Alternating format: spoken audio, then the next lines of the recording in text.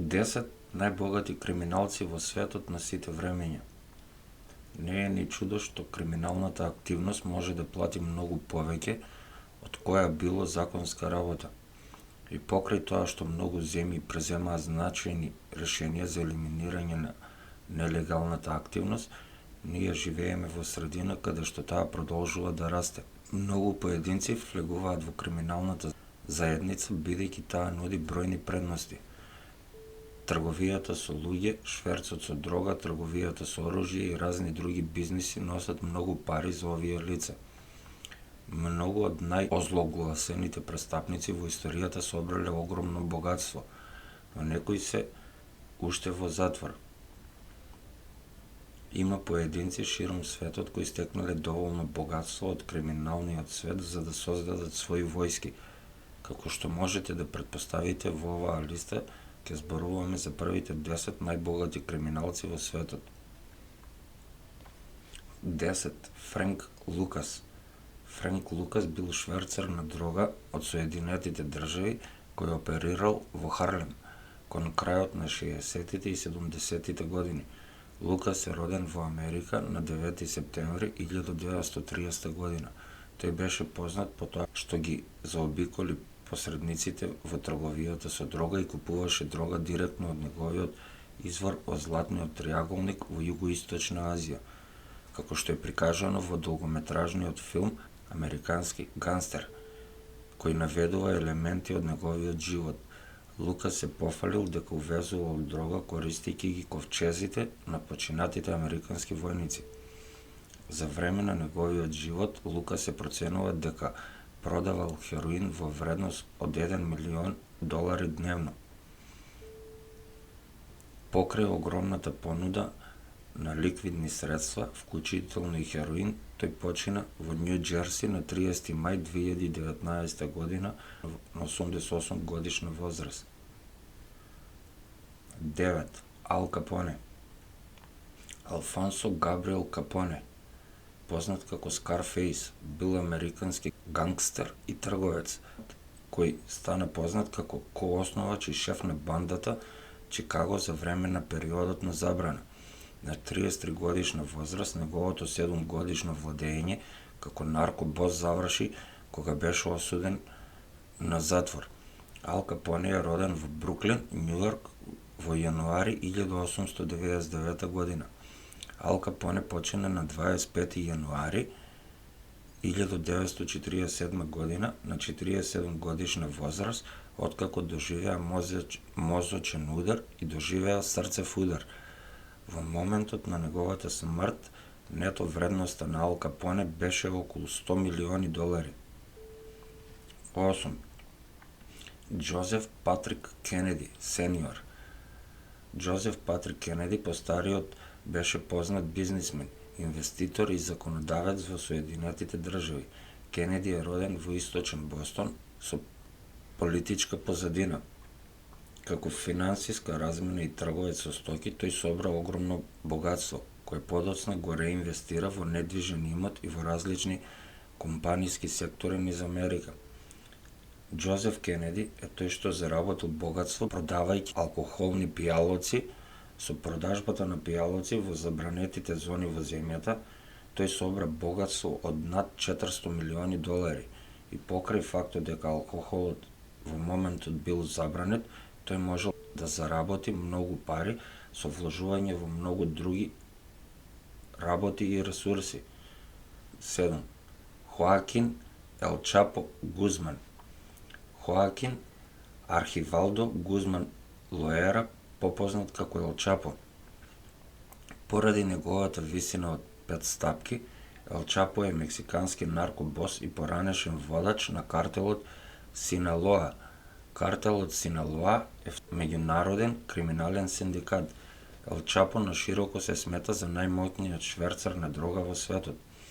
Гузман е роден и израснат во Синалоа, во сиромашно земјоделско семејство.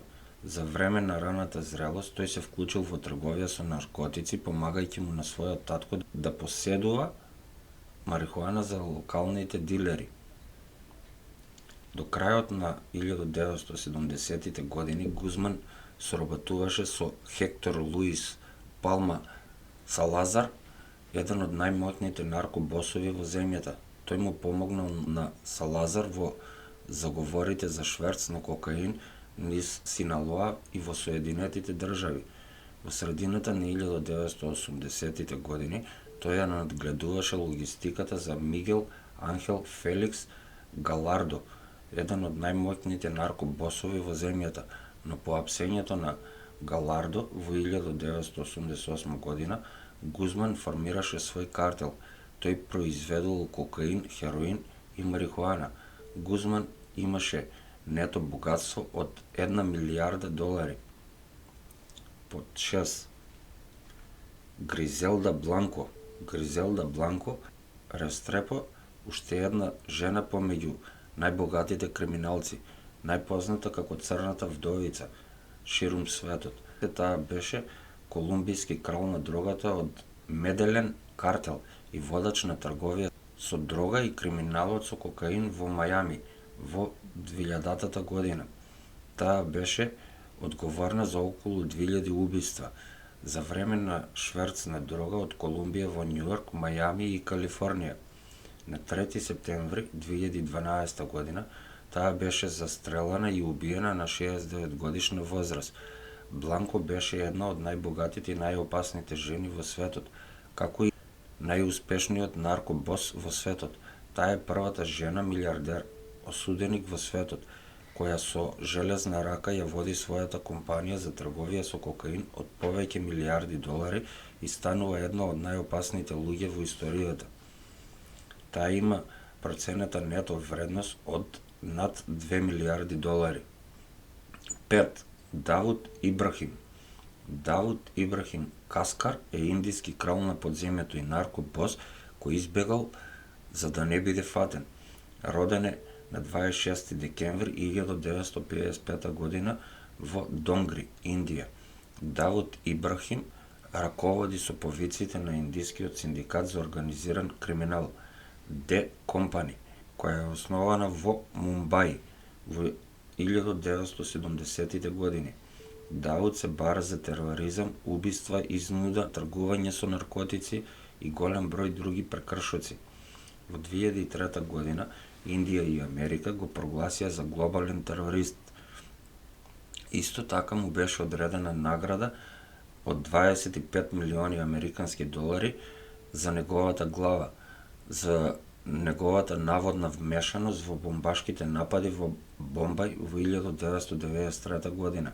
FBI и Forbes го ставија на третото место на нивната листа 10 најбарани бегалци во светот во 2011 година. Ибрахим контролира 75% од шверцот со хероин во светот. Сепак тој е вклучен во голем број други бизниси, вклучувајќи диаманти, злато и недвижен имот, со процената нето вредност од 6,7 милиарди долари. Тој е и меѓу најбогатите криминалци во светот. 4. Леона Хелмсли. Леона Минди Робертс Хелмсли беше осудена криминалка и успешна американска бизнисменка. Низиниот раскошен став и озлогласеноста по тиранијата ја доделиле титулата кралица на Меан.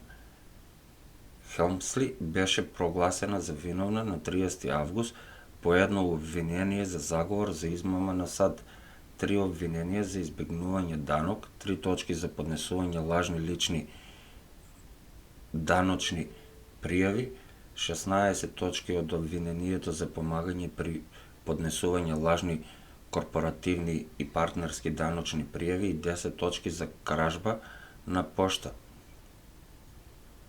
Леона Хелмсли засекогаш ќе биде позната по тоа што го направи еден од најнепочитуваните коментари некогаш дадени. Ние не плаќаме данок, само малите луѓе плаќаат данок. Таа имаше нето богатство од 8 милиарди долари. 3. Семион Могилевич. Семион е руски бос за организиран криминал. Набрзо основал добро организиран криминален потфат во стилот на типично американските мафијашки семејства. Добро познат како шеф на газдите на повеќето руски мафијашки синдикати во светот, од агенциите на Европската унија и Америка, FBI го смета и за најопасниот мафијаш во светот. Трговијата со оружје, нарачани убиства, киднапирање, шверц на дрога и проституција. На глобално ниво се обвинети против него од страна на FBI со проценета нето вредност од 10 милиарди долари. Тој е на трето место меѓу најбогатите криминалци. Семион моментално живее слободно во Москва и има 3 деца. 2. Амадо Карило Фуентес. Амадо Карило Фуентес бил мексикански наркобос. Тој го презеде картелот Хуарес откако беше убиен неговиот шеф Рафаел Агилар Гухардо Фуентес, познат и како Ел Сенор де Лос Сиелос, што значи господарот на небото. Сега можеби ќе прашате зошто се вика со ова име. Затоа што превезувал дрога преку голема флота на авиони. Тој беше познат и по тоа што ја користеше Колумбија за перење пари за да ја финансира оваа флота. Неговото богатство како член на мексиканскиот картел е околу 25 милиарди долари. Тој е втор меѓу најбогатите криминалци на сите времиња. Тој беше многу познат во моментот и се чини дека е добро познат со секој пост за незаконски активности. Изненадувачки направил пластична операција така што полицијата во ниту еден момент нема да може да го гони. Неговите телохранители пак му извршиле атентат додека го менувал лицето. И подеден се подразбира Пабло Ескобар, веројатно најпознатиот наркобос во денешниот век е Пабло Ескобар. Пабло Ескобар е без конкуренција во својата професија, кралот на кокаинот. Собра богатство што го направи најбогатиот криминалец во историјата и исто така еден од најбогатите поединци на планетата.